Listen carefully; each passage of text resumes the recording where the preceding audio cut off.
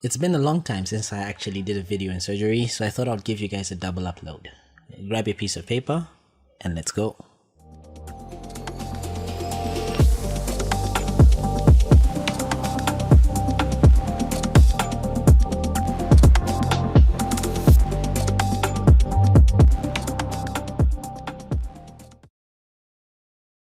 Hello and welcome to MK's Medical Review Series. My name is Dr. Moses Kazebu. This is a series on my YouTube channel where we look at medical topics in depth. Today we're going to be looking at malignant skin tumors.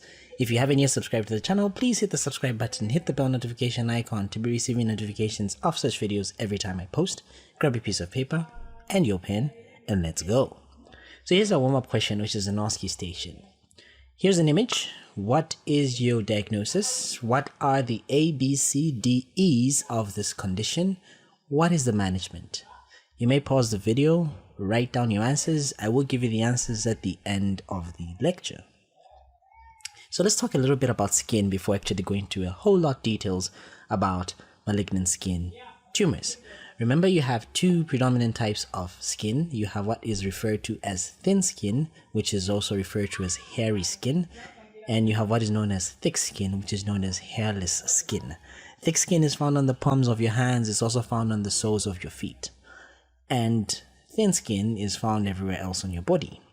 Now remember that the skin is going to be divided into layers, three predominant layers. You have the epidermis, which is the most superficial part, the dermis, which is the middle part, and the subcutaneous layer, or what we can call the hypodermis, which is the lower part. The epidermis, depending on whether you are talking about thick skin or thin skin, is divided into several histological layers. So from the bottom going up, the bottom layer is known as the stratum basale. The layer that's just above it is known as the stratum spinosum. The layer that's above it is known as the stratum granulosum. Then the layer that's above it is known as the stratum lucidum, which is what you don't find in the thin skin, but you find in the thick skin. Then on top, you have what is known as the stratum corneum. There is a mnemonic to actually help you remember these, so just remember the mnemonic: black shoes go looking clean. So black for stratum basale, shoes for stratum spinosum, looking for stratum, go for stratum granulosum, looking for stratum lucidum, and clean for stratum corneum. Remember that 90% of the epidermis is going to be made up of keratinocytes. 10% are going to be your melanocytes, which are responsible for the pigmentation of the skin. Then in the dermis, it's divided into two parts. The upper part is known as the reticular dermis because of these actually the upper part is known as the papillary dermis, rather, because of these finger-like projections, which are going to be the junctions between the dermis and the epidermis, what we call the dermo-epidermal junction. Then the lower part is known as the reticular dermis, which has this reticular network. Here you also have other structures such as the sebaceous glands. You have other structures such as the hair follicle, blood vessels, nerve endings, and some of the sensory receptors. Then you have the hypodermis, which is pretty much consisting of the fat. So I want you to keep this idea of the skin in mind. So let's get into skin tumors. Remember that this is going to be focusing mostly on malignant skin tumors. I won't be talking about benign skin tumors. So there will be three important types of skin tumors that have clinical significance when you talk about malignant skin tumors. Remember that the cells that you actually have in the skin are pretty much your keratinocytes, your melanocytes, and you may also have some adipocytes, but we'll pretty much focus on the keratinocytes and the melanocytes. So you may have a malignant melanoma, you may have a basal cell carcinoma, you may have a squamous cell carcinoma. Remember that the basal cell and the squamous cell carcinomas are less aggressive forms and they are common types of skin cancer, whilst the malignant melanoma is uncommon but is the most aggressive of the three different types of cancers. And in general, most of these skin cancers are going to be due to exposure to the sun. So make sure that you put your sunscreen on, avoid the sun as much as possible, and use sunscreen that has adequate SPF, which is the chemical that's going to be protecting your skin from the ultraviolet rays. And remember that the skin cancer is going to be much more prevalent in people that have light skin. So us darkies are actually less likely to develop it. And of course, those that have numerous moles. So We'll begin with these malignant skin tumors. So remember that melanomas is going to be the most frequent cause of death of all the skin cancers. It's the most aggressive. It's going to be resulting from malignant transformation of the normal melanocytes, which are responsible for the pigmentation of the skin and usually are located in the basal layer of the epidermis. Now, many melanomas are curable by surgical excision. There are some risk factors. Number one, being male. So there is a mole. Sorry, I misread this. A mole. So you may have those individuals that have this persistent changes in the shape, the size, or the color of a mole. So remember that a mole that's going to be showing rapid growth or heterogeneous pigmentation, you should evaluate this for malignant melanoma. And of course, those that have giant nevi, or a person that has more than 100 nevi, or atypical or dysplastic nevi. If there's a personal family history of melanoma, if there's excessive sun exposure, especially in childhood, if there's a history of sunburn, remember that ultraviolet light is going to be playing a very significant role in the development of skin cancer, including melanoma. This is because this ultraviolet ray is pretty much going to be of two types. You have what is known as ultraviolet A and ultraviolet B. So the actual role as to how this is going to be causing skin cancer is not really known, but remember that you have ultraviolet A and B. A is going to penetrate deep into the dermis, so it's going to be damaging the connective tissue, it's going to be damaging the intrinsic skin elasticity. Whilst ultraviolet B is going to be resulting in sun exposure. So a mnemonic that can actually help you remember this is ultraviolet A ages and tans the skin, so it loses elasticity and it tans the skin, whilst ultraviolet B for burns the skin and it actually causes cancer. Individuals that are fair complexion, so us darkies are actually exempted from this. Individuals of fair complexion are at risk. Those that have a tendency to have a lot of freckles are at risk. Now, what are some of the clinical features? There are 5 signs of melanoma that we're actually going to be looking at. The A, B, C, D, E of melanoma. A, they're asymmetrical in shape. B, their borders are irregular. C, the color is mottled or hyperpigmented. D, the diameter is larger than 6 millimeters. E, it's an enlarging or an evolving lesion. So the common sites, on the males, it's most commonly on the back. In the females, it's most commonly in the legs. What are the types of melanoma that we actually see? We have predominantly 5 types. Superficial spreading melanoma, lentigo-malignar melanoma, acrolentigenous melanoma, nodular melanoma, and amelanotic melanoma. We'll discuss each of these briefly in some detail. So we'll begin with the superficial spreading. So this is the most commonest type of melanoma. It actually can occur anywhere, both on sun-exposed areas as well as non-sun exposed areas. The average age of diagnosis is going to be about 40 to 50 years, and the lesions tend to grow on the upper back as well as the lower legs. So these lesions are going to be showing this heterogeneous pigmentation with an irregular margin. Here's an example of a superficial spreading melanoma. These ones are going to be growing in a radial pattern, a horizontal pattern. So it means they're going to carry a very good prognosis because they're not going to be penetrating through the skin. The ones that are penetrating through the skin are going to carry a poor prognosis, but because this is spreading horizontally, prognosis is rather very good. Then we have the lentigo-malignar, which is usually seen in older individuals, those that are at the age of 70. So here it's going to be appearing in sun-exposed areas, particularly in the malar region of the cheek and the temple. So the lesion also exhibits a horizontal spread. So this one also carries a good prognosis. Like the superficial spreading, this one carries a good prognosis. Actually, with research, this actually carries the best prognosis of all the melanomas that we see. Then you have the acrolentigenous melanoma, which has an unusual distribution. So these lesions tend to be on the palms, the soles, the nail beds, and even sometimes the mucous membranes. Most commonly the uvula, the vulva, the anus, the nasopharynx, the sinuses, and even the oral cavity. This is very common in Africa. The age of diagnosis is roughly around 60 years, and it also spreads in the horizontal pattern, so it has a slightly better prognosis. Then you have the nodular melanoma, which can occur at any site. Now, these ones tend to be very early malignant potential, and they actually grow vertically. Remember that the other 3 variants that we talked about grow in a radial manner. They grow horizontally. This one tends to penetrate through the skin. So here you have these nodular lesions that have a well-circumscribed border and are uniformly black or brown coloring. So this is the most aggressive and carries the worst prognosis. So What is the staging? So we can stage it based on, remember that staging is just simply how far the tumor has actually spread. And then, of course, you have grading is how well differentiated the tumor is. So stage 1, if there's local disease less than 1.5 millimeters, stage 2 if it's greater than 1.5 millimeters, stage 3 if there's regional disease, and stage 4 if there's metastatic disease. We can actually use the Clark's levels. Actually, this is an anatomical description of the tumor invasion. Tumor 1, actually level 1, it's confined to the epidermis. Level 2, it's beyond the epidermis into the papillary dermis. Then level 3, it extends to the papillary dermis. Then level 4, it extends even to the reticular dermis. Then level 5, it actually extends into the subcutaneous layer. You call this as a full thickness. Then you can actually use the Breslau's scale to actually define the primary melanomas that are less than 0.76 millimeters thick as local tumors. So those that are actually Clark level 2 are less than 0.75. Those that are level 3 are between 0.5 to about 1.5 millimeters. Those that are level 4, 1.51 to 4 millimeters. And those that are level 5 of the Clark's levels are greater than 4 millimeters in size.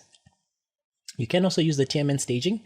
Remember, T for tumor size, M for metastasis, N for the presence of lymph nodes. So stage 1 is a T1 lesion, so anything that's less than 0.76 millimeters in thickness, or a T2 lesion that's between 0.76 to 1.50. Those are the Breslau's scale. With negative lymph nodes and no metastasis, they put those as stage 1. Stage 2 is those that have T3 size, which is between 1.51 to 4 millimeters thickness, or a T4 lesion greater than 4 millimeters thickness, but no lymph nodes and no metastasis.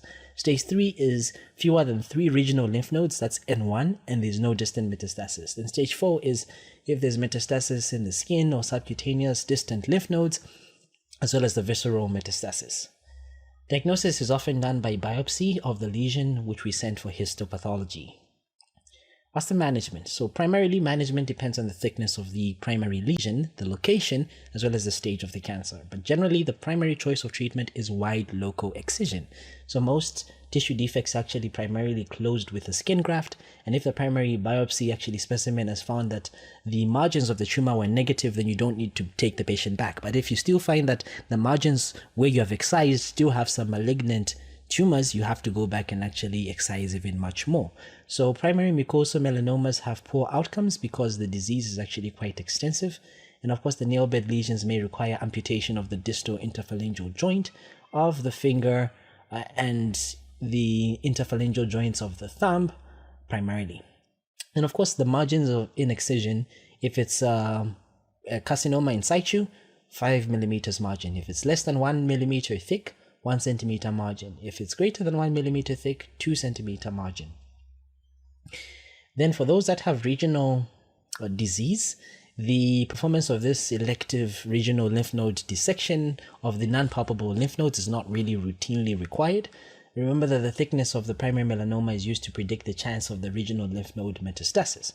So if you get a thin lesion, which is limited to the epidermis, this has a low chance of lymph node metastasis, whereas the thicker lesions actually can invade into the subcutaneous fat and have a higher chance of spread. So regional lymphadenectomy is usually done and only performed for the thick lesions with the likelihood of the nodular spread. You may actually do a sentinel lymph node biopsy. So remember that you use a machine, or rather you can actually inject a dye around the tumor such that once now you scan that the lymph nodes that drain that area, if they do have this dye, it means that most likely the tumor has spread to that lymph node. So we can actually use technetium. We can also use sulfur colloid. And actually, once we do this, then there is need for the lymph node dissection. So in metastatic disease, individuals with a single identifiable metastatic lesion may benefit from surgical resection. Then of course, resection is not generally recommended for patients that have multiple metastatic lesions. So sites of metastasis of these skin cancers include the skin itself, the lungs, the brain, the bones, the liver, and the gastrointestinal system. Treatment options may include surgical therapy, radiation therapy, chemotherapy, and even isolated limb perfusion. We'll move on now to the basal cell carcinoma. This is the most common form of skin cancer in Caucasians. It is quite rare in Asians and exceedingly rare in darkly pigmented individuals. So us darkies are always winning. The predominant cause is actually long-term excess exposure to ultraviolet B radiation. Remember, B burns, A ages and tans, B burns. So the basal cell carcinoma is a disease of adults, and the tumor actually arises from sun-exposed areas, namely the head and the neck. So remember that the origin of these basal cell carcinomas is thought to arise from these basal cells that we find in the epidermis. However, there's an alternate theory that's actually going to be suggesting that these actually originate from the pluripotent epithelial cells. So the basal cell carcinoma is actually the commonest but least dangerous of the skin cancers. It's also known as a rodent ulcer. The reason why it's called this is because it burrows through the tissues and it causes local damage, but it almost never metastasizes. You have three types. You have what is known as the nodular ulcerative, which is the most common, superficial, and the sclerosing.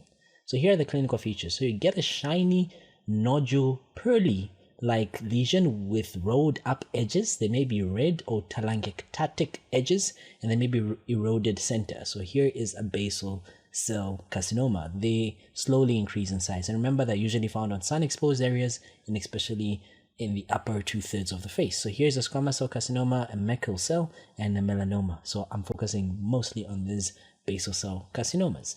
So there are three types of basal cell carcinomas: the nodular ulcerative, the superficial, and the sclerosing. So the nodular ulcerative is the most common type. And here you're going to have a pearly dome-shaped nodular appearing lesion with this associated telangiectasia, which is this abnormally dilated blood vessels in an ulcerated centers. So remember that the telangiectasia is going to be secondary to tumor-induced angiogenesis. The tumor is going to be inducing new blood vessels forming so that it can continue feeding the tumor and so it can continue growing. So once the tumor actually outgrows the blood supply, it's actually going to begin to die and ulcerate. So the tumors are less than 1 centimeter in diameter and are rarely invasive. They can be treated by cautery, curettage, or even cryosurgery. Then of course the tumors that are greater than 1 centimeter are usually treated by surgical excision. So the high risk sites of the tumor growths are within the underlying bone and the cartilage, such as the nose, the ear, and because these tumors tend to track along these structures, these are what we call high-risk tumors. So these high-risk tumors tend to be recurrent tumors, and they should be treated by this micrographic surgery to ensure that there is actually complete excision. Then with the superficial type of basal cell carcinoma, this is the second most common type. This is usually seen on the trunk, it's seen in the proximal extremities, and of course it clinically resembles a thin, scaly, pink plaque with irregular margins. So this may be actually confused with dermatitis. So they may be a horizontally expanding tumor, which is often misdiagnosed with dermatitis, and subsequently the tumor may actually reach several centimeters before you actually make a diagnosis. And this may actually be late. So by this time, they may actually have progressed. It may have ulcerated, there may be deep dermal invasion that may be present. Standard treatment of this, again, is wide margin excision with a skin graft if necessary. However, this approach may not really be acceptable in morbid tumors, and it may actually leave a very large skin defect. Topical chemotherapy with fluorouracil, cryosurgery, and cautery or curettage has actually been shown to have some cure rates that are similar to the traditional wide excision.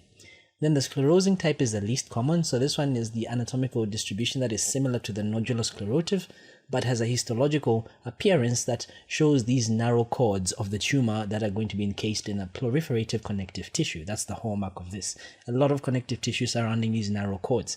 So macroscopically, they are smooth, atrophic and indurated, and easily actually resembling a scar, because this is a description that seems like a scar. So this is actually very deceptive in appearance, and it's actually unfortunate because these sclerosing tumors are actually very aggressive, and they're more aggressive than the other types of the basal cell tumors. So the growth pattern actually follows the tissue planes, it follows the neurovascular bundle, and this can actually result in very deep invasion of the soft tissue. So these actually require the micrographic surgeries, and this is actually the preferred technique of management. So management of the basal cell carcinomas largely is going to be your wide local excision, of course with 4 millimeters of the margins. This is the gold standard. Alternatives can include the micrographic surgery, where segments are actually excised in stages and examined histologically. We consider this for difficult sites where the tissue preservation is quite important, for example in the eyelids.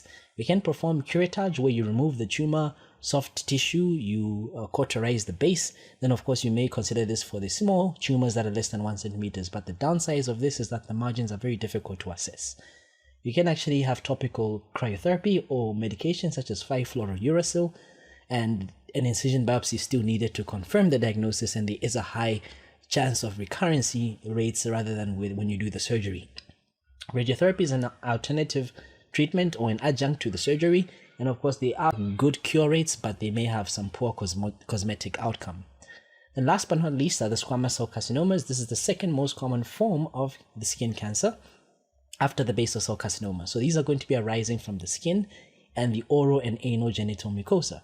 There are some predisposing factors such as sunlight exposure, human papillomavirus infection, immunosuppression, so patients that are transplant recipients, HIV infection, chronic ulcers, ionizing radiation, especially with X-rays and gamma rays, tobacco smoke, scars with burn injuries, and as well as a condition known as xeroderma pigmentosa.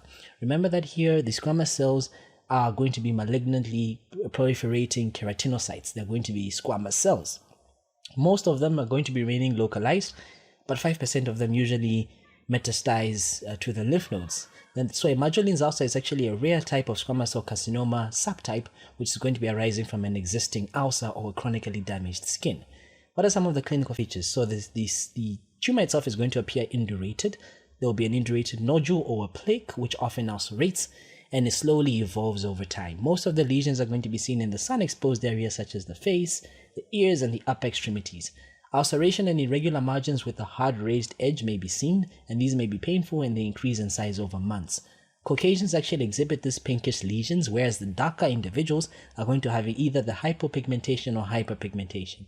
You may see regional lymphadenopathy in about 35% of the cases of squamous cell carcinoma, arising from the lip and the mouth. Then of course you may have aberrant keratinization, which is often seen in the squamous cell carcinomas, where there is growth of this cutaneous horns of the skin. And remember that the base of the cutaneous horns should always be examined for the presence of the squamous cell carcinoma. So here are the tumors that we looked at, except the Merkel cell. So here's a squamous cell tumor, here's a basal cell tumor, here's a melanoma.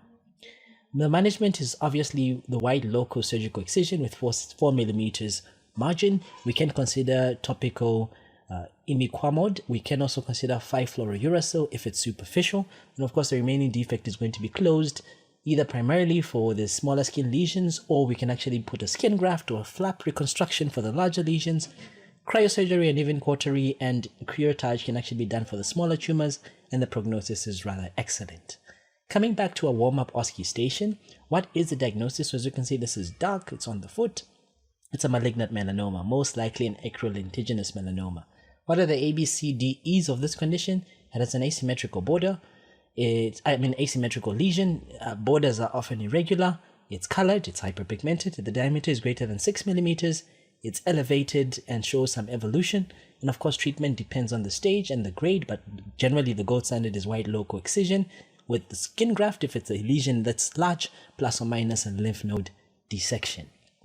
I really hope you enjoyed this video on malignant skin tumors. If you did, drop a comment, drop a like to show some support. Till the next video, my name is Dr. Moses Kazevu. Until next time, bye-bye.